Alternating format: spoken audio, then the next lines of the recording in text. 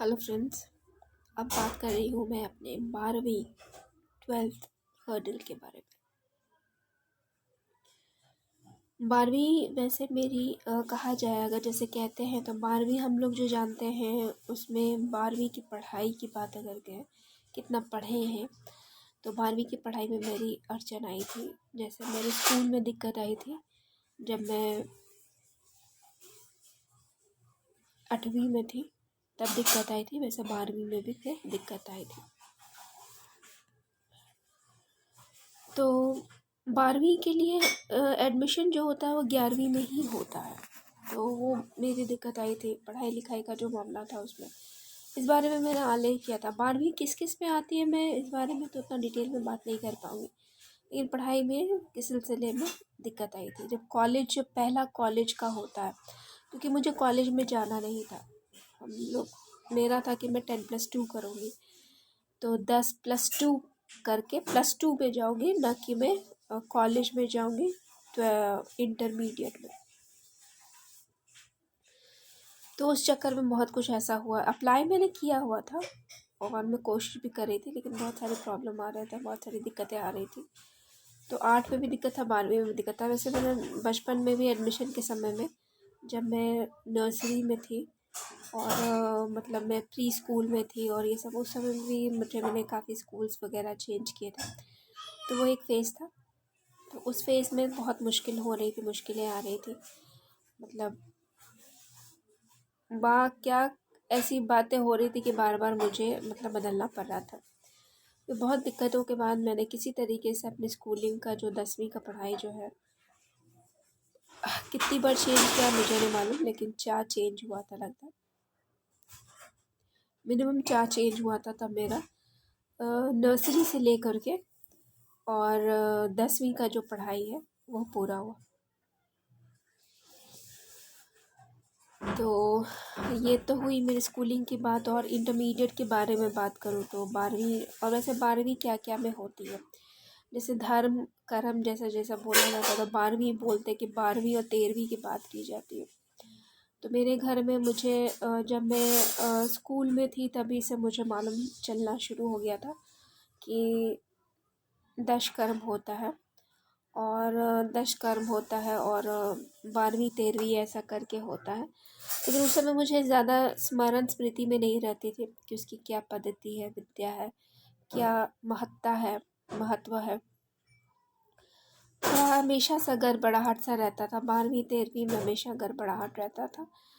और इस वजह से शायद ऐसा हुआ कि चूँकि मैं बचपन में जानती थी, लेकिन मैं याद तो कर लेती थी, समझ तो लेती थी, लेकिन फिर जब मुझे हमेशा सा मतलब कन्फ्यूजन सा रहता ही था कि अगर कोई मुझे अचानक से पूछे तो मैं बता तो दूँ, और अगर कोई चेक इन कर दे, कंफ्यूज करने की कोशिश करे, तो मैं डाउट में आ जाती थी। और अगर या कभी गलत ही याद आया, कभी उल्टा ही याद आया पहले, फिर उसके बाद में सही याद आया, ऐसा होता था। तो मतलब कहा जाता था कि कैसे होता नहीं होता ये नहीं पता चलता, क्योंकि मैं जब छोटी थी, मैं बहुत छोटी थी, स्कूल्स में ही थी। मैं कौन से क्लास में थी एग्जैक्टली कहना मुश्किल है, लेकिन मैं स्कूल के मतलब 6वीं 7वीं क्लास में थी और चौथी 5वीं मुझे ठीक से याद भी नहीं है, दूसरी तीसरी में थी, पहला दूसरा में थी। तो बहुत लोगों का मेरे परिवार में दशकर्म का खबर जो कहते हैं ना, प्रक्रिया हुई है। इस वजह से मुझे मालूम था कि अंतिम संस्कार जो होता है वो 12वीं 13वीं करके की जाती है।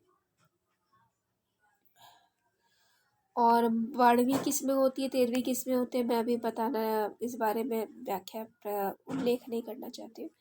लेकिन इतना है कि हाँ, 12वीं और 13वीं होता है, और दशकर्म क्या होता है और अंतिम संस्कार की विद्या क्या होती है, किसका संस्कार कैसा होता है, इसके बारे में मुझे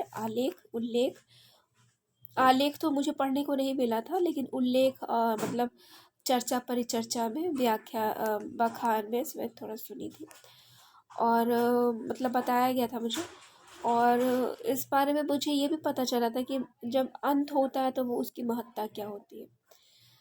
जो कहते हैं कि हमारा जो अंतिम संस्कार होता है, या 12वीं में हुआ कि 13वीं में हुआ, कितना का 10वीं में होता है, कितना का 3 दिन में होता है, और कितना का अंतिम संस्कार ऐसा होता है कि मतलब संस्कार की भी अलग अलग प्रक्रिया होती है कि आग से हुआ कि मिट्टी से हुआ, धर्म अनुसार भी होता है। और हिंदू धर्म में ही कई प्रकार के अंतिम संस्कार होते हैं, तो सबका 12वीं और 13वीं नहीं होता, ये मुझे मालूम था। तो मैंने कभी इस बारे में खुद से जानने की कोशिश नहीं की।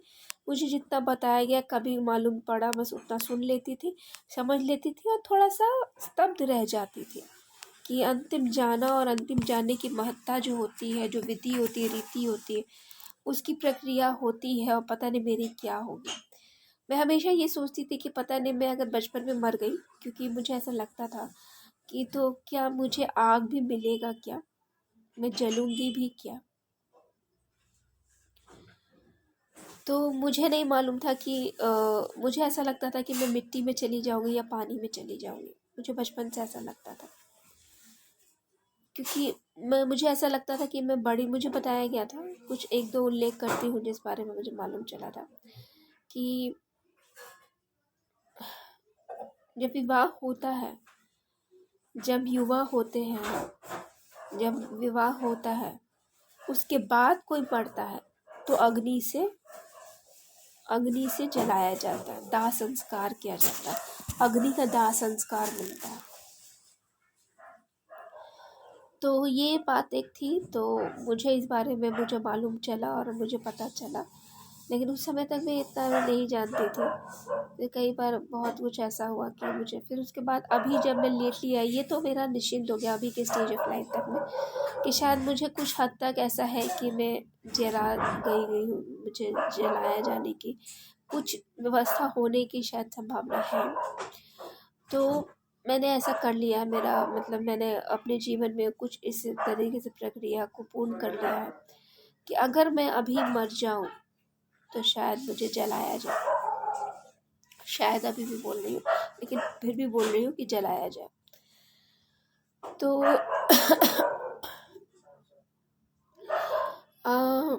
ऐसा बात है कि मैं क्या बोलूँ कि जो विधि होती है कि उस विधि में मुझे फिर पता चला, जैसे मुझे मालूम चला कि जलाना, अग्नि भी लेना, अग्नि किससे लेना है, दाह संस्कार में आग किससे मिलता है, उससे भी बहुत कुछ संस्कार का मायने महत्ता होती है। तो अब उसमें बात हो गई, मुझे जितना पता नहीं था, तो मुझे इतना ही था कि कम से कम मेरा विवाह ज़रूर हो और विवाह के बाद मेरा मरना हो, पहले मेरा ऐसा था। और उसके बाद मुझे कम से कम अग्नि ज़रूर प्राप्त हो, मेरा पहले ऐसा था। लेकिन फिर उसके बाद पता चला कि अग्नि जो होता है कोई भी देता है, नहीं देता। आग तो किसी को भी लगा कर मार दिया जाए, और आग तो किसी को भी हो जाए तो उसका तो कुछ कहना ही नहीं है कि कोई मर गया और चला गया। जब जीवन पूरा जी ही नहीं पाए, जब संस्कार पूरा जी ही नहीं पाए, जब घर गृहस्थी परिवार का कर ही नहीं पाए, समाज में ऐसी विधि हो जाए कि आग मिला भी तो क्या मिला, जले भी तो क्या जले, मतलब कुछ कू का मतलब करके है कि कू करके है अगर, और कू में भी कू का बदकू में है, बदकू में कहते हैं, मतलब एक होता है कू संस्कारिक होता है, संस्कार में कू होता है, और एक कू होता है संस में सू कू होता है, और एक होता है बदकू होता है। तो कुबद में जब बोलते हैं कुबद में डालना, ये कोई मुस्लिम वर्ड हो जाती है, लेकिन कुबद में जब डालते हैं तो ये बहुत अभी थोड़ा सा ऐसा है कि मेरी जो चाहत है, जो मेरी प्रार्थना है भगवान से, और जो प्रयास मेरा रहा है वो विफल सा हो रहा है, लेकिन फिर भी भगवान की मर्जी के आगे तो कोई नहीं जानता ना कि कब क्या होने वाला है। स्थिति अभी भी है बनी हुई, लेकिन ऐसी है कि जैसा लगता है कि मेरी स्थिति ऐसी है कि जैसे कहा जाता है ना कि अग्नि बोलता पुत्रेष्टि करता, अंत्येष्टि पुत्रेष्टि जब होता है, अंत्येष्टि जब की जाती है, पुत्र से अग्नि जब दी जाती है तब अंत्येष्टि की जाती है, तो पेट होता है। एक लाइन मैंने सुना, गरुड़ पुराण का मैं कहा था, सुना था, जाना था, तो मुझे लगता था कि मैं न बोलूँ, मानूँ न मानूँ, समझूँ न समझूँ, सबका होता सबका हो जाता, ऐसा नहीं होता है, सबका अलग अलग तरीके से होता है। तो मतलब अभी इतने ही मैं बात करूँ 12वीं और 13वीं के बारे में। तो जीवन की जो प्रक्रिया होती है कि महिलाओं का 12वीं होता है कि काल मृत्यु या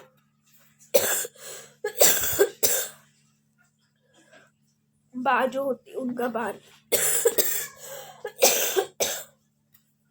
पुरुषों का 13वीं होता है। अग्नि से, अंत्येष्टि से, जब पुत्र से अग्नि प्राप्त होती है, जब घर गृहस्थी समाज कुल वंश की जब सारी कुछ कर जा चुकी होती है तब का बात होता है। वीडियो बहुत लंबी हो रही है, ज़्यादा बोल नहीं सकती हूँ, नहीं बोली हूँ तो इसका मतलब ये समझिए कि व्याख्या इतनी ही तक है। आप अपने से भी रिसर्च करते रहिए और जानते रहिए कि टॉपिक क्या है। गरुड़ पुराण ज़रूर पढ़िए, विस्तृत भी संक्षिप्त भी।